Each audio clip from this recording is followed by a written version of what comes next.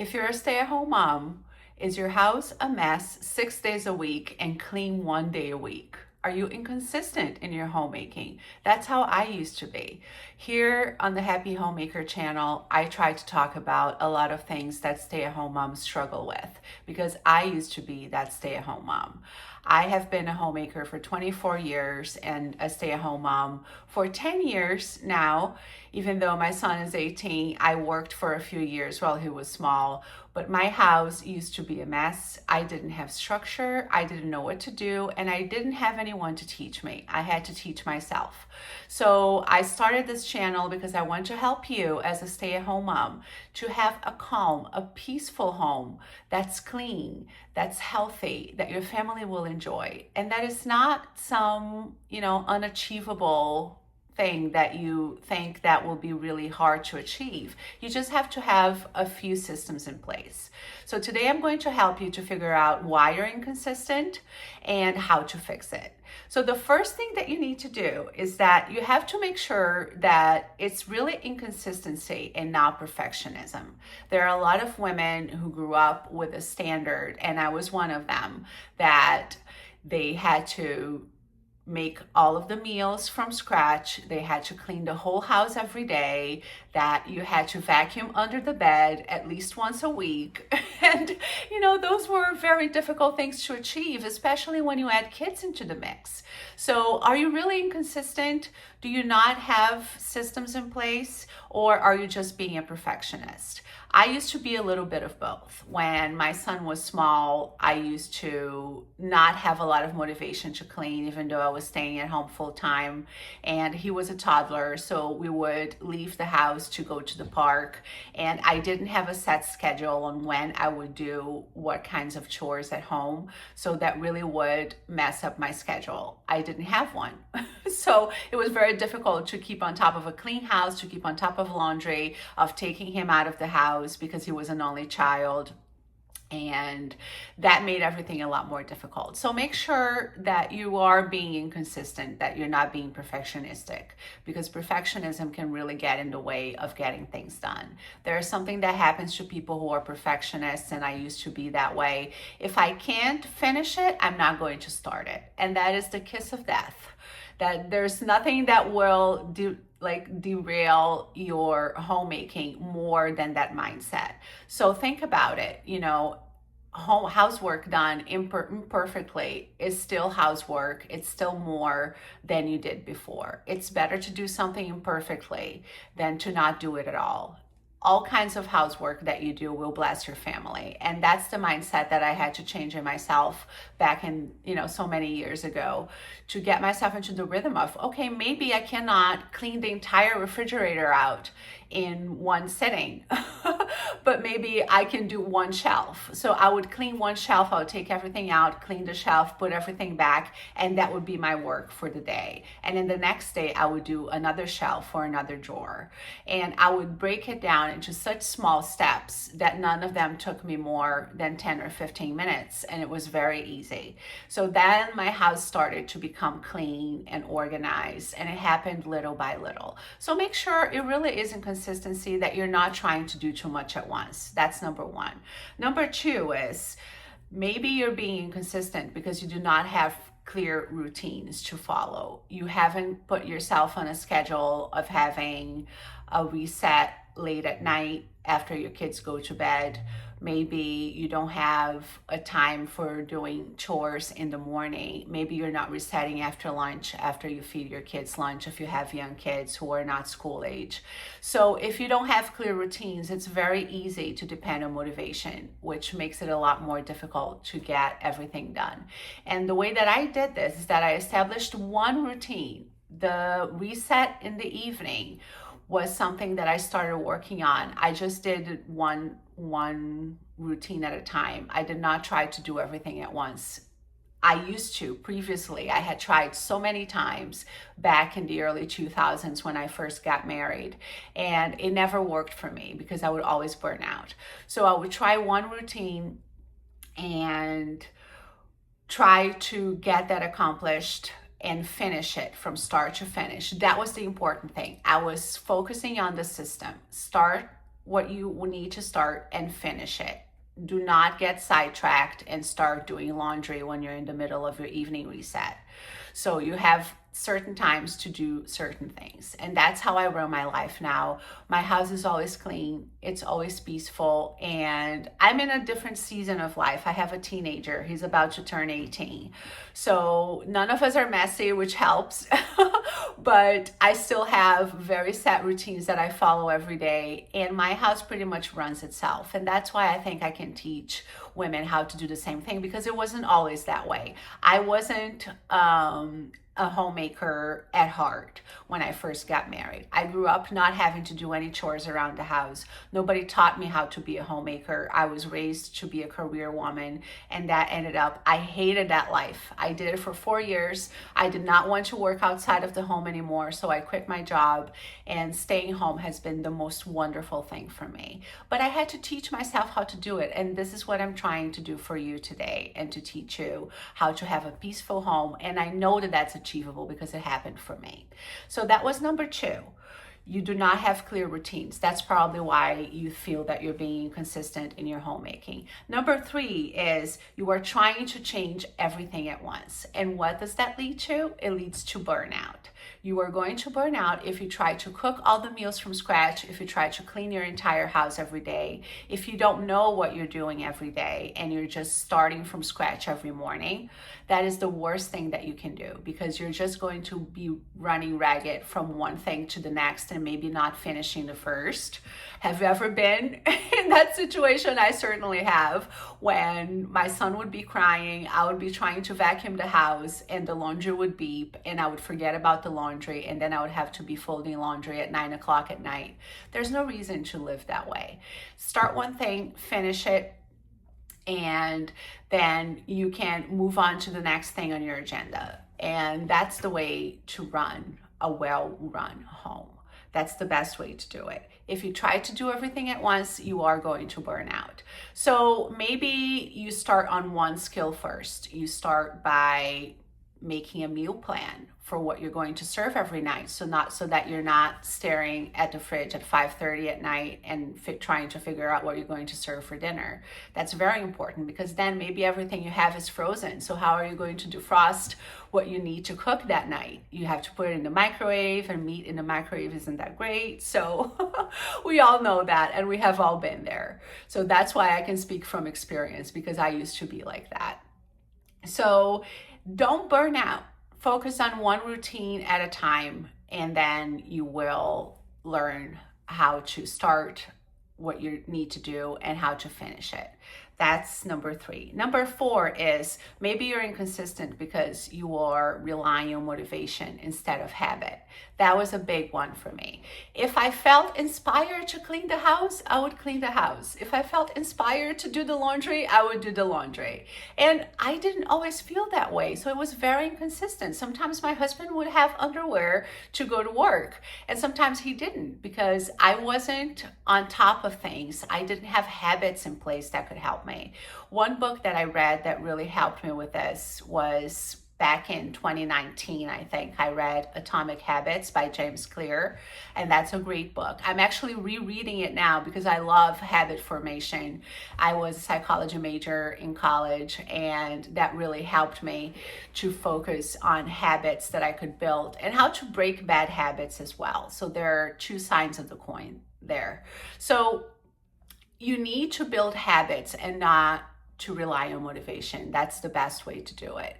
Your homemaking will be inconsistent if you're waiting to be inspired to clean the house. So what I did is that I broke up my weekly cleaning. That's what I had the most trouble with, was the deep cleaning every week, things that needed to be done. I would vacuum the house a couple of times a week, but that's all that got done. So cleaning the bathroom, which was a big struggle for me, scrubbing the shower, that was so awful. I hated it. So what I did is that I started scrubbing the shower while I was in it, while I was using it, and I would keep a a big brush and a cleanser inside the shower, and then I would scrub all of the walls while I was in there, and then I wasn't getting sweaty and disgusting, which was my objection to cleaning the shower, because I would let it go for 3 or 4 weeks, and then that's a lot more work. So I would break it down into small steps, and I would make it very easy. I would try to like anticipate the objection that I had, which was to cleaning the bathroom. Oh no, I'm gonna have to go get everything from the cleaning closet and bring it all into the bathroom and take everything off of the sink and clean everything. And that sounds like so much work. I didn't want to do it. It was going to take an hour. I did not want to spend 1 hour cleaning the bathroom. So what I did is that I kept everything for cleaning inside of each bathroom. I worked on my budget because cleaning products are expensive. If you run a household, you know that. So a little bit at a time, I was able to, we had 3 bathrooms in that house. I was able to buy enough cleaning products to keep 1 set in each bathroom. And then every time I'd use that bathroom, I would clean the mirror, or I would clean the sink, and I would clean the toilet. So I would use it several times a day and do a little bit each day. Then by the end of the week, all of the cleaning for the bathroom was done. And that's how I broke it up. And I would try to anticipate the objection and try to work on it to make my life easier. Cannot be all about motivation. You have to make your life easy. You have to make it attractive so that you will want to build that habit. So it's very hard to build a habit to clean the bathroom if you hate to do it. You have to find ways to make it attractive for you, for yourself. And I will talk a little bit about that more, but that's the way to do it. Do not rely on motivation, rely on habit, and try to help yourself build those habits. That was number 4. Number 5 is you are inconsistent because you are probably mentally overloaded. And that's something that happens a lot with stay-at-home moms. You are responsible for appointments. You are responsible for figuring out what to feed these people 3 times a day, 7 days a week. It's all on you. And that's very difficult, especially if you have multiple children. That's very difficult. You have practices, you have to take them to the doctor, to the dentist. There are many appointments for multiple children, and that's all on you. And you have to keep on top of the laundry, and there are 2 or 3 loads of laundry that you need to do every day. So I understand, I've been there. I only had 1 child, but he was in a lot of activities. And since I was the stay-at-home mom, my husband had a big job and he wasn't able to be there for practices or things like that. So it was all on me.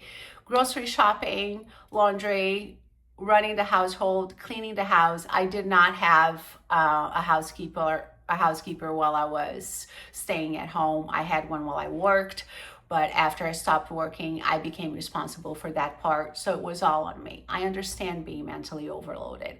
So what you can do is that you can simplify. Try to simplify your life. Maybe each one of your kids don't have 3 activities every semester or every year. Maybe try to simplify how many activities they have. Maybe try to do it with your husband so that he can help you with those things. And I think that's the way to run it. Maybe you get grocery deliveries instead of going to the grocery store and being there for 1 or 2 hours, bringing everything home, putting everything away. So grocery deliveries have been life-changing for me. I love them. I will never go back. I started them during COVID, and I've never gone back to going to the grocery store. I love having my groceries delivered. And I go to a good grocery store so that I know that my produce would be really good. So I have found ways to simplify my life as a homemaker, and that makes it so much easier. So maybe that's one of the reasons why you are inconsistent, because there is so much on you, on your shoulders, that it makes it difficult for you to think about keeping the house clean and staying on top of laundry and staying on top of cooking healthy meals. There is a lot on us as women. We are expected to do a lot, especially if you're the kind of woman who works from home or you have a part-time job and you are expected to take care of the house as if you were a homemaker. And that's one of the things that I think are the most unfair to women today.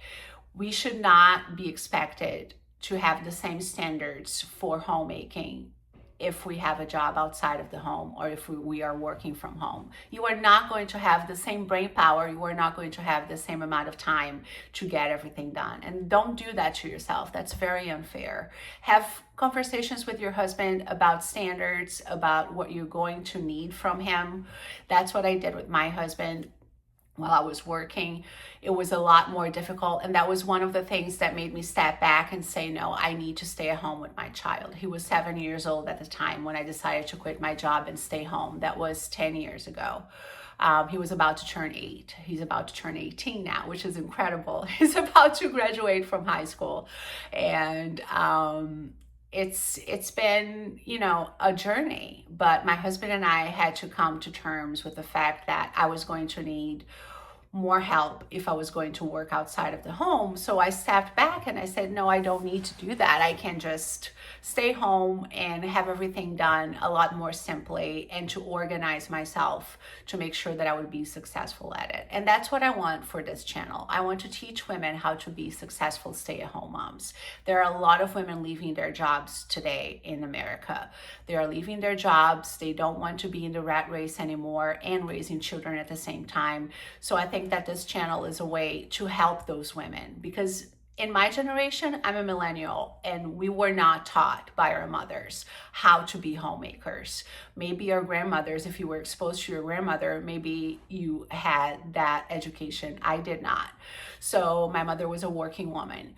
So it's very interesting the way that society has been changing. And I think there's going to be a huge increase in women who want to stay at home and who want to be successful at it. And there is a way to do it. It is not as difficult as others try to make it out to be. So that was number 5. You are mentally overloaded and you need to simplify your life. So how do you fix these things? There are 5 reasons why you might be inconsistent. There are ways to fix them. Number 1, you build one routine at a time. And I touched on this before, but don't try to do everything at once. What I did is that I worked on my evening routine. So I would do all of the dishes after dinner. I would clean all of the countertops in the kitchen. I would vacuum the kitchen. Sometimes I would mop if I had made something really greasy because I don't like a greasy floor, but you don't need to go, all out like that. You can just make sure that you focus on the dishes, on the countertops, putting toys away, and help your kids from a young age to put toys away as well. That's one thing that I did. And resetting the living room and cleaning the dining room table. If you're eating around the dining room table as well, make sure that you clean that area so that everything is ready for the next day. That's what I did when I first started to organize myself as a homemaker. But work on one at a time. Don't try to change your laundry schedule, your evening schedule, your morning routine, and you try to cook healthy meals every night from scratch. If you're not a cook, don't try to change your whole life at once. And I think that as women, we are so led to do that, because especially if you're a type A person like I am, you want to solve the problem all at once.